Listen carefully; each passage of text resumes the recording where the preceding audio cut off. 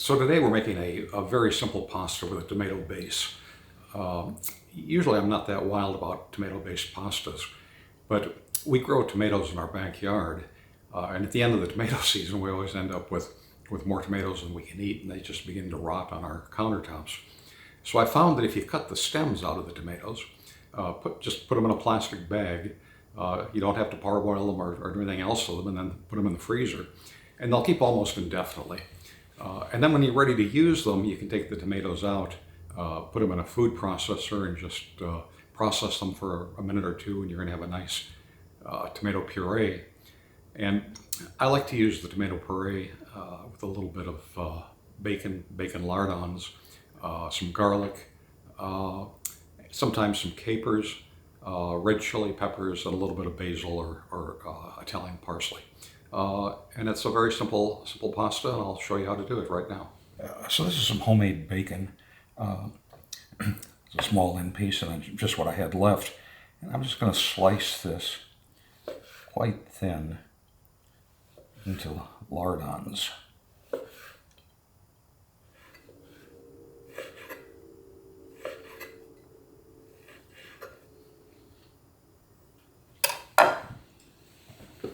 Then we're just going to slice the garlic in very thin slices.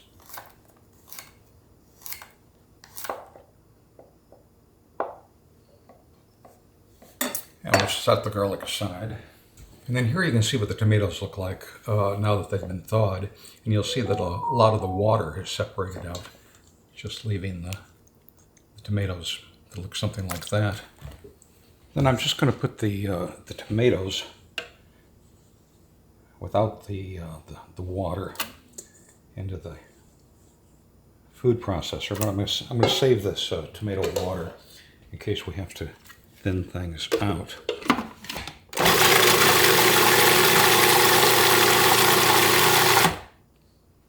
Then I'm just going to pour that puree out. You can see we have a beautiful looking puree, totally unsalted, so we can control the seasonings any way that we want. Okay, so now we're heating up the pan, and I'm going to add just a little bit of olive oil. It's not going to take much because the bacon is going to itself render a lot of fat. Throw that in.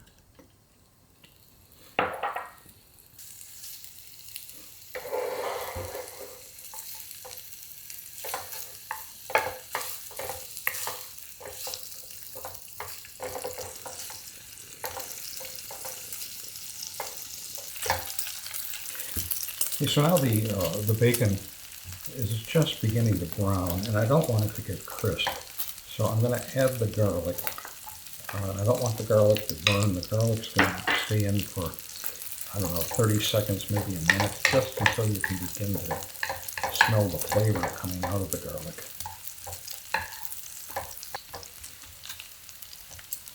And that's probably been about a minute now, and I'm beginning to smell the garlic. So now I'm going to add the tomato puree.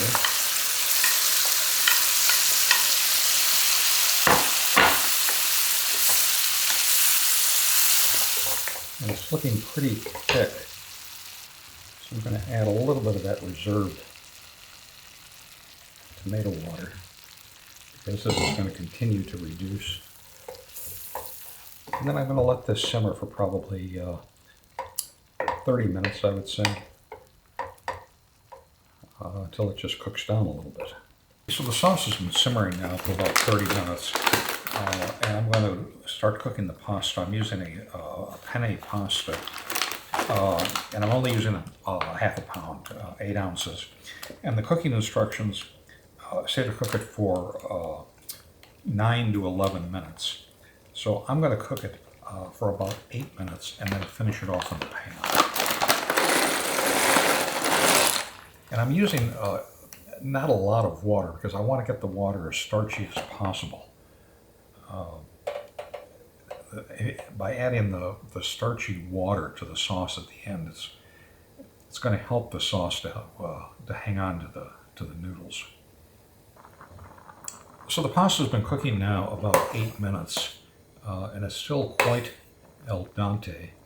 but I'm going to take it off of the heat. Just move it to the side here. And I'm going to put the tomato sauce back on. And you can see the tomato sauce is really cooked down. But that's fine because I'm going to add some of this pasta water to it. And stir that around.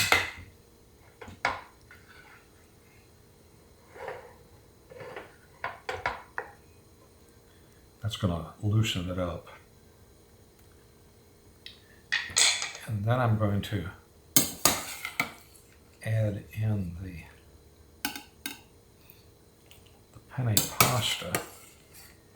And we're going to finish cooking it in this pasta sauce.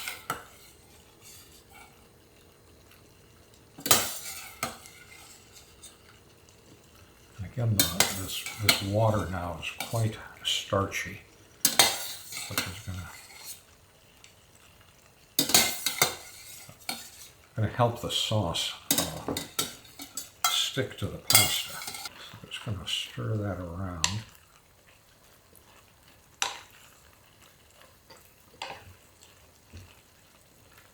Let the pasta continue to cook. The pasta is still quite al dente. So I'm going to add these capers now, as well as the chopped Italian parsley.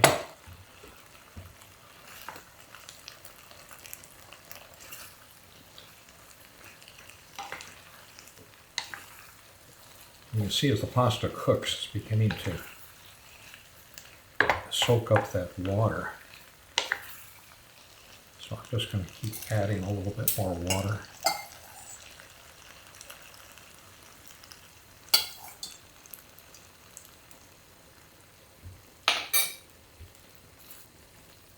And I think by the time most of that water is soaked up, it's just about going to be ready to serve. And then if you don't want to serve it immediately, again, I've reserved all of the rest of this very starchy pasta water. And when you go to reheat it, you want to use that starchy pasta water to loosen up the pasta. Just add a ladle or two and reheat your pasta, and you're ready to go. And if you like, you can sprinkle a little grated Parmesan cheese on this right at the end, or if not, that's fine too.